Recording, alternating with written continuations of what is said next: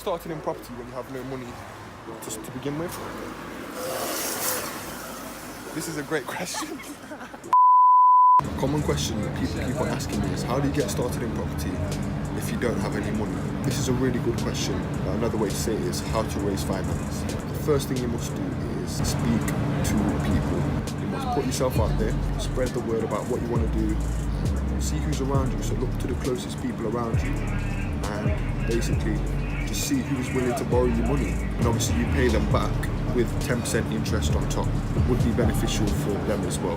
Family, friends, close relatives, these are people that you can ask and see if they're able to lend you any money. Now for your first property, it can be a residential. You can live in one of the rooms and you can rent out 2 of the rooms, that's no problem. You don't need a HMO license for that anywhere in the UK because it's classed as a residential landlord, so you're allowed to rent 2 of your rooms in the rent-a-room scheme, and you don't actually have to pay any tax on that if you're earning less than 7,500 in a year. So essentially, you're good to go.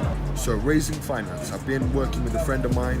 He's 19 years old and he's actually a university student. He's an international student living here in Nottingham. I've basically been coaching him, teaching him about the basics of getting started in property. He's very, very keen. Now, over the last few months, he's been trying to raise finance and he did exactly what I told him. He was very vocal. He spoke to everyone around him, his family members, close friends, relatives.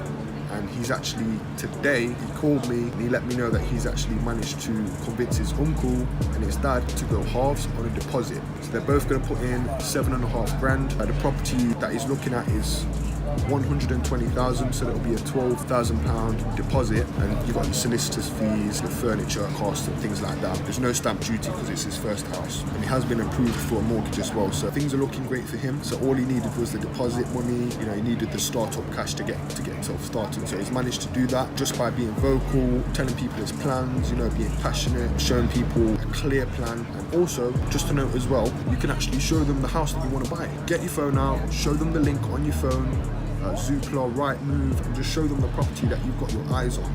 You show them, it's more visible for them. They're actually able to see what they're investing in. That's exactly what you can do.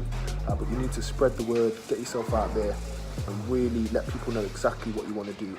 And you'll be surprised, people are willing to borrow you money as long as they know that it's a sure thing and they can get their money back with some interest on top. So there's always a way, so keep pushing and you will be able to raise finance.